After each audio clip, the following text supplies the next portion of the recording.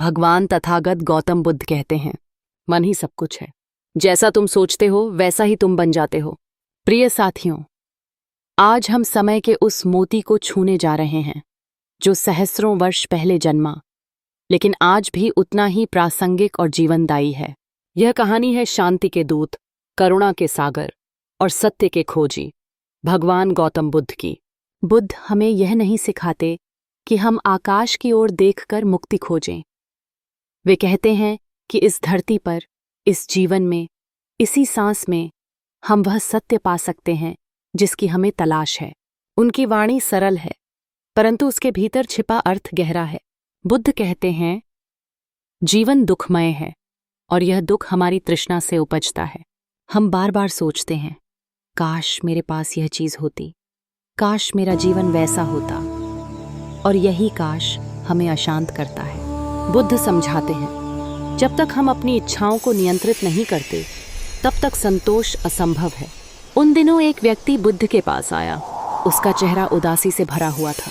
उसने कहा, भगवान, मेरा जीवन कभी पूरा नहीं होता।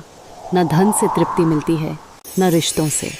बुद्ध मुस्कुराए और बोले, मनुष्य जब तक अपनी प्यास का स्रोत बाहर ढूंढेगा तब तक उसे केवल मृग तृष्णा मिलेगी।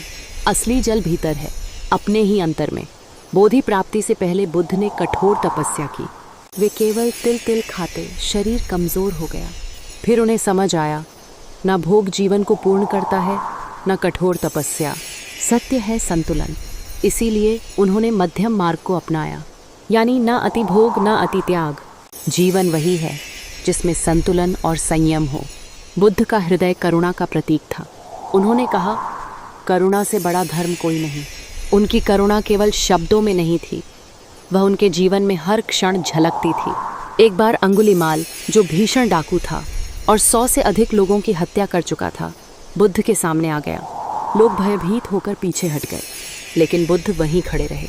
उन्होंने बस इतना कहा, ठहर जाओ अंगुलीमाल। अंगुलीमाल थम गया और बुद्ध की करुणा ने उस हिंसक हृदय को बदल दिया। वह डाकू, जिसने केवल रक्त देखा था, बुद्ध का शिष्य बन गया। यह वही करुणा है जिसे हम अपने जीवन में उतार सकते हैं। किसी क्रोधी को क्षमा देकर, किसी दुखी को सहारा देकर। बुद्ध कहते हैं, अतीत और भविष्य में मत खो, जीवन केवल इस क्षण में है। अगर हम वर्तमान में जीना सीख लें तो अतीत के दुहक और भविष्य की चिंता हमें जकड़ नहीं सकती। बुद्ध समझाते हैं, तुम बाहर शांति खोजते हो, लेकिन शांति तुम्हारे भीतर है। जैसे कमल कीचड़ में खिलता है, वैसे ही हमारा मन बाहरी व्याकुलताओं के बीच भी खिल सकता है। शांति पाने के लिए कहीं जाने की जरूरत नहीं है, बस अपने मन को पहचानना है। बुद्ध ने कहा, क्रोध से नहीं मिटता। क्रोध केवल प्रेम से ही शांत होता है। वे सदा यह सिखाते थे कि यदि कोई अपशब्द कहे, उसे उत्तर में प्रेम का वचन दो। आर्य अष्टांगिक मार्ग में सही दृष्टि और सही कर्म का विशेष महत्व है। इंसान जैसा देखता है वैसा ही बनता है। अगर दृष्टि शुद्ध होगी तो कर्म भी शुद्ध होंगे। सब कुछ अस्थिर है। यह बुद्ध का महत्वपूर्ण संदेश है। जीवन, धन, यश, सत्ता, सब कुछ क्षण भंगुर है। जब हम यह समझ जाते हैं तो हम छोटी छोटी बातों से दुखी होना छोड़ देते हैं। बुद्ध कहते हैं, सारा संसार हमारा अपना परिवार है। अगर हम हर जीव को अपना माने तो शत्रुता मिट जाएगी और मैत्री की स्थापना होगी। बुद्ध ने कहा, अपने भीतर दीपक जलाओ, यानी दूसरों पर निर्भर मत रहो। गुरु, धर्म, उपदेश हमें राह दिखा सकते हैं, लेकिन चलना तो हमें ही है। अम्बपाली वैशाली की नृत्यांगना थी। जब वह बुद्ध से मिली तो उसने जीवन का सच्चा अर्थ जाना। उसने अपनी अपार धन दौलत त्याग दी और बुद्ध की शिष्या बन गई। यह प्रसंग बताता है कि चाहे जीवन जैसा भी हो, परिवर्तन किसी भी क्षण संभव है। संतोष सबसे बड़ा धन है। बुद्ध का यह उपदेश आज भी उतना ही मूल्यवान है। हम जितना ज्यादा पाते हैं, उतनी और चाहतें जन्म लेती हैं, पर जब मन संतुष्ट हो जाता है तब जीवन रसपूर्ण बन जाता है।